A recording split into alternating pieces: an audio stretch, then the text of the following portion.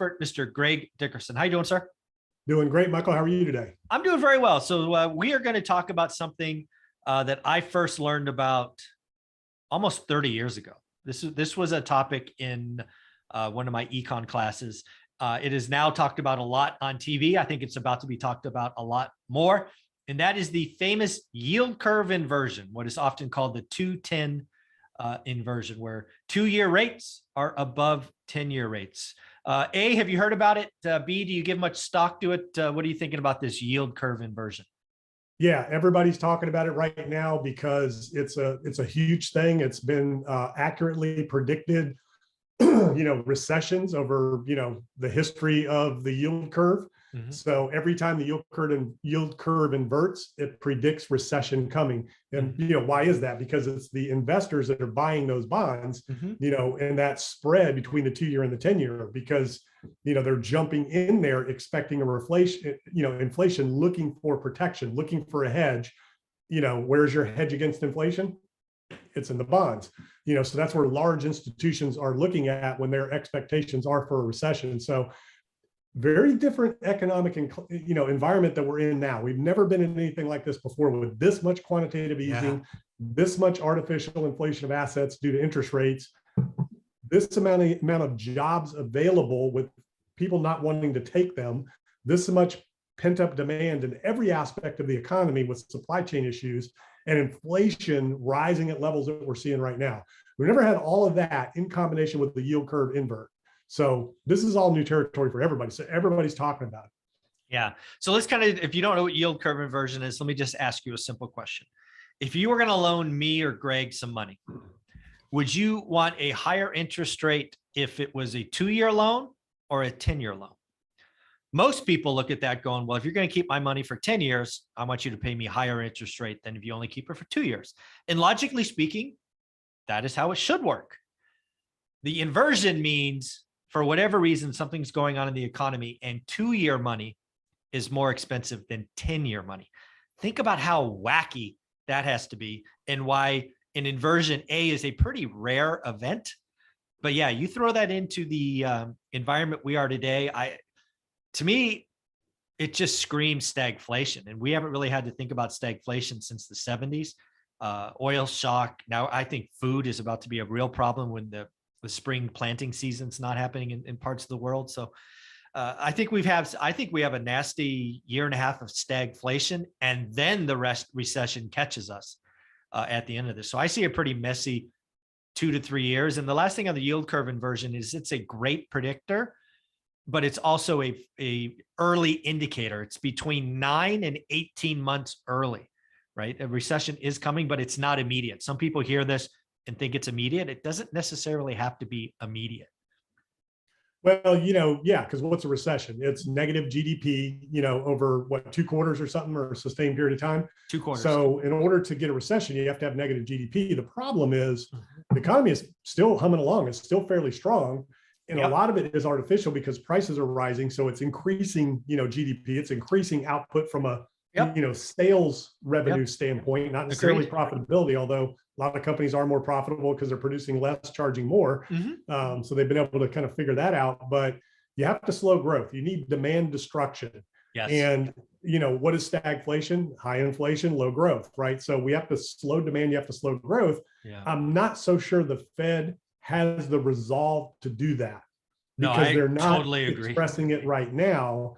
And that is what the Fed did. They did not say at the last meeting was that, hey, we're not going to slow the economy down. Yeah. They think they have plenty of room, plenty of demand, and plenty, the economy's well underway and strong enough to withstand multiple rate hikes, at least at quarter points. If they start going at 50 basis points, that's a little different discussion. Mm-hmm. You'll see the impact a little bit quicker on things. It takes a while for that to trickle through the economy, but it's a very different time right now, and there is a lot of demand out there. So you have to really, kind of dig into that in order to slow the economy down. And they didn't say they were going to do that. They said the opposite.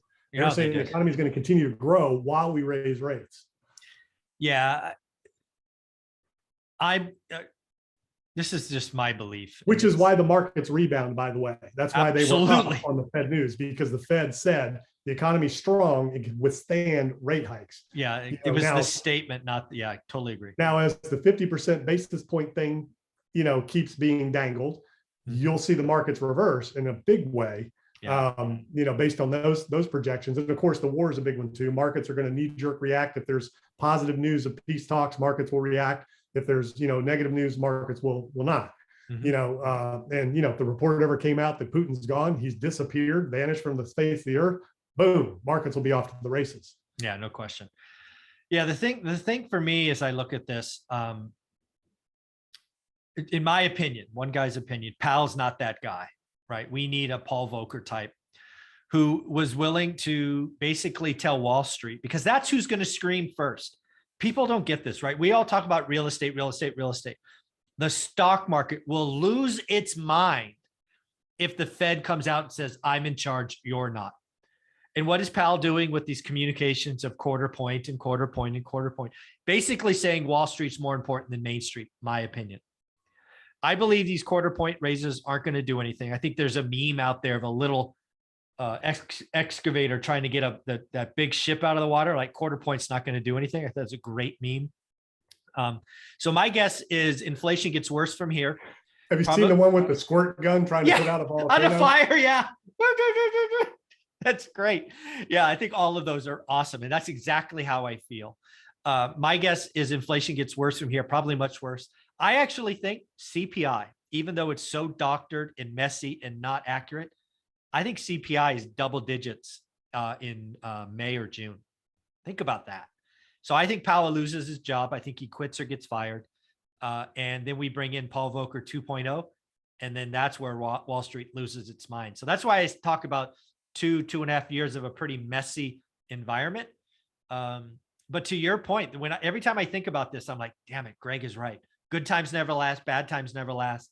Take that dry powder that we've been building and get ready to put it to work. So yeah, and again, this is very different than any other environment we've ever faced. So there is no textbook, and that's the problem. Is Powell's been looking at the textbook, solutions to these problems, and there isn't one for what we're dealing with. And he's not. They say we want to remain humble and nimble, but they're not, and they're not reacting correctly. And what he's trying to do, and again, they're very smart, obviously. The other thing they didn't say is they did not say that we are going to let the markets fail. So that was the other reason the markets rallied, because he didn't say we're going to do this to the detriment of the markets. He didn't say that. What he kind of said, we're leaving a lot of room on the table, and without saying it, we can reverse course any minute. And the markets know that. So that's again why they rallied. That resolve will get tested if they ever go with a 50% or a 50 basis point rate hike. And they're trying to land this thing soft because they've got two problems and they're very well aware of it. I mean, they're not stupid. They're talking around the table like we are. Look, real estate is way out of whack. It's way out of control. We've created a bubble, but at the same token, that is household wealth. You don't want to destroy household wealth. The second thing is the stock market. Again, that's household wealth. There are people with 401ks that have trillions of dollars, in their 401ks and their IRAs that are in the stock market. You destroy that and take that down, that's household wealth. You do both at the same time, now you've got a big problem and a real problem that you're creating in terms of wealth destruction. So, they're trying to land all these things at the same time without creating panics anywhere, and kind of let things kind of slowly unwind and hope that, if the market is brought back down, then it can get back on that path, to kind of get back to a normal appreciation. And then, that's when you'll see the bond yields up and mortgage rates rise, because investors will come out of the markets because there's less alpha, less yield there, and they want to go into other things that make a little bit more sense with less risk. They're taking risk now because they have to allocate, and there's no yield anywhere else. Absolutely. And again, this is and I don't know if you've seen it, but the odds of a 50 basis point raise, at least as of this weekend, were 50-50 for the May meeting. They have to get ahead of this. They are so far behind. Every time they do a quarter point, it's like the squirt gun in a volcano. It's not going to do anything. The only people that get helped with the squirt gun in the volcano is Wall Street. That's why the stocks popped.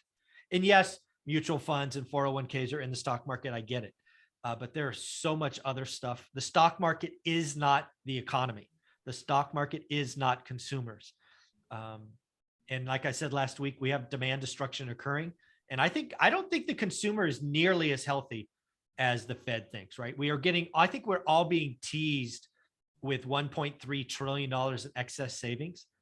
I bet if you actually went out and looked at who's got that money, my guess is 80% or more is sitting in the accounts of the top 10%, which means the other 90% have almost nothing. I think most people are struggling more than. It's fascinating times. And, I would love to be a fly on the wall in that Fed Reserve meeting to hear what they're really talking about and how serious they're really taking it. But you have to, again, they're not stupid. They're economists, a lot of them, and they're theorists. A lot of them aren't business people. No, I So don't think their any of them are. discussions are very different than practical business people that are out there, looking at these things. So again, they're opening textbooks and saying, well, the textbook says this, versus what's the real world doing, There's a lot of good stuff. Again, I think stagflation for 12 to 18 months, and then we have a recession. So I see 2.5 years of just yuckiness ahead of us. Greg, you do amazing stuff on your YouTube channel, putting out stuff where can people find it? Yeah, gregdickerson.com. My YouTube channel's there, Twitter handle, all my links, gregdickerson.com. Thanks for all you do, man. Appreciate it.